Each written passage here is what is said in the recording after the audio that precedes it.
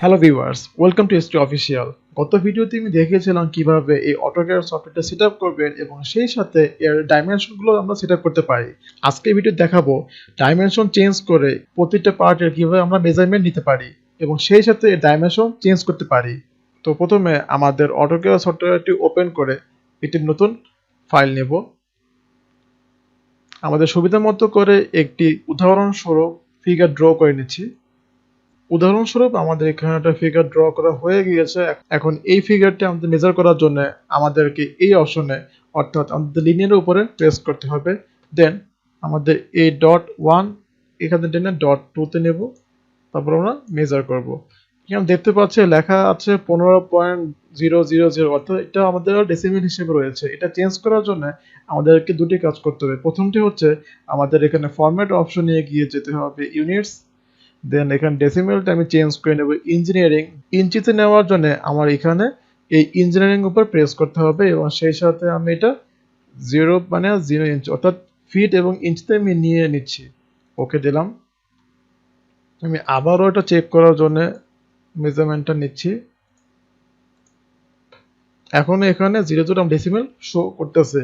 এটা চেঞ্জ করার জন্য আমাদেরকে এখানে টাইপ করতে হবে ডি ইন্টার।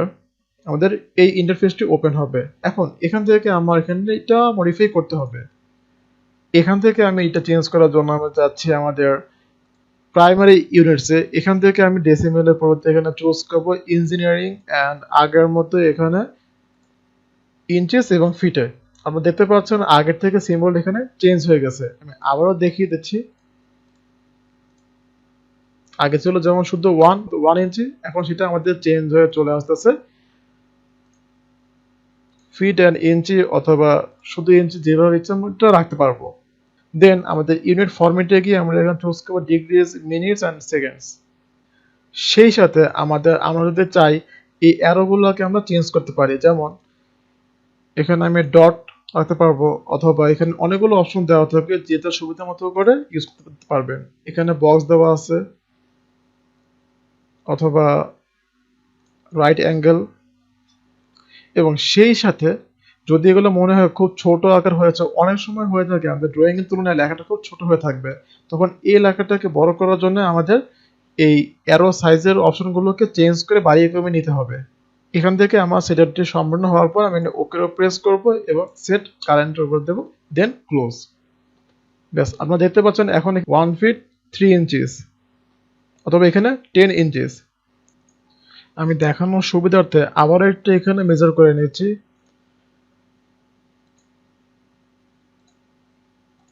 আপনারা দেখতে পাচ্ছেন এখানে লেখা আসতেছে 1 ফিট 8 ইঞ্চিস।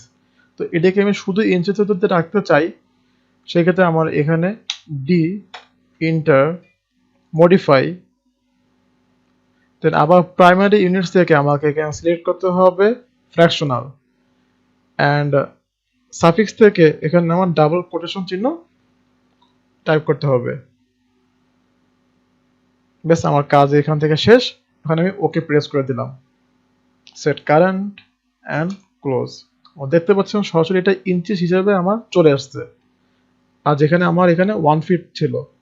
সেকেন্ড স্টেপ হলো আমাদের এই ড্রয়িং ফিগারটি ইঞ্চেসগুলো বা যে মেজারমেন্টগুলো খুবই ক্ষুদ্র আকারের, এগুলোকে অনেক বড় আকারে দেখতে হলে অথবা বড় করতে হলে আমাদেরকে আবারও ওই ডি ইন্টারে গিয়ে মডিফাই করতে হবে।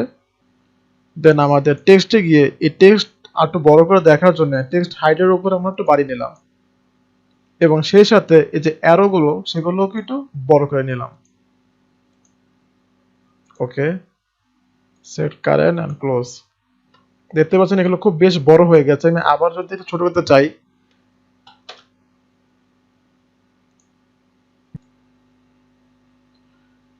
ওকে, সেট কারেন্ট অ্যান্ড ক্লোজ।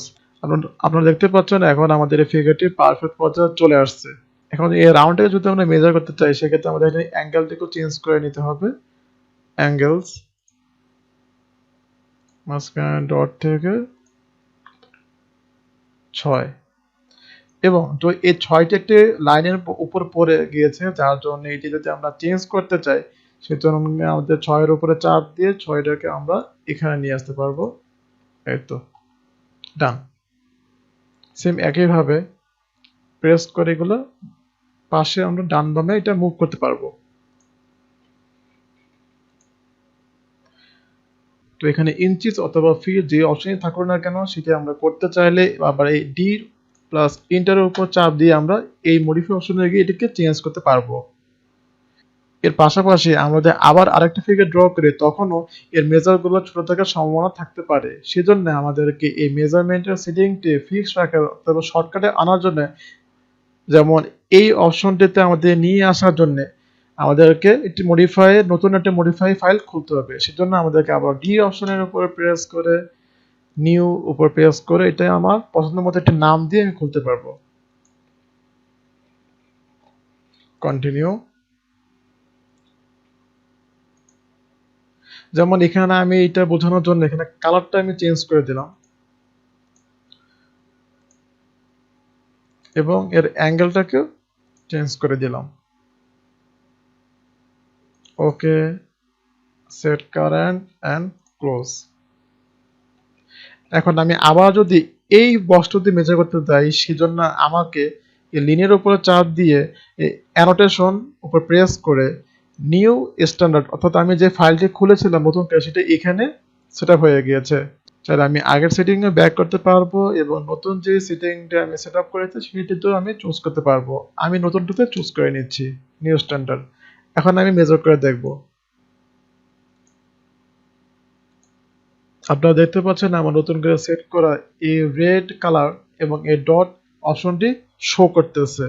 এখন যদি এখানে আমরা টেক্সট বসাতে চাই তো সেই ক্ষেত্রে আমাদেরকে এখানে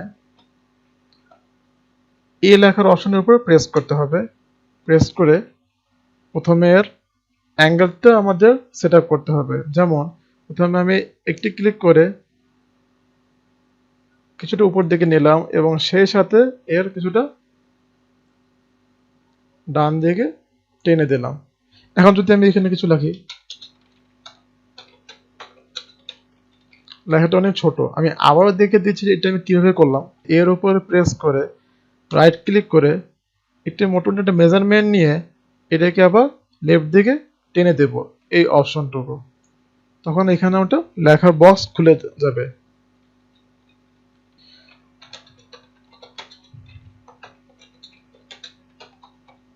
এখন এই লেখাটির উপর মার্ক করে আমরা চাইলে এটাকে মাঝখান বরাবর আনতে পারো অথবা বিভিন্ন লাইনে এটা নিয়ে আসতে পারবো। সেই সাথে এটাকে আমরা বোল্ড, অর্থাৎ আমাদের ওয়ার্ড ফাইলে যেই টাইপের সেটআপ থাকে সেই টাইপের এখানে সেটআপটার উইন্ডো চলে আসবে। তো এখানে এই যে এই টুল বারটি আমাদের অপশন দিয়ে অন যদি কারো না থাকে সেই ক্ষেত্রে আমরা এই লেখাটির উপরে রাইট ক্লিক করে এডিটর সেটিং দেন শো টুল বার, শো অপশন সবগুলো এখানে চালু করতে পারবো। তো এই ছিল আজকের আমাদের মূল ভিডিওটি। আশা করি সবারই ভিডিওটি ভালো লেগেছে। যারা এখন আমাদের চ্যানেলটি সাবস্ক্রাইব করেনি তারা অবশ্যই সাবস্ক্রাইব করবেন এবং ভিডিওটি ভালো লেগে থাকলে অবশ্যই একটি লাইক দিবেন। ধন্যবাদ।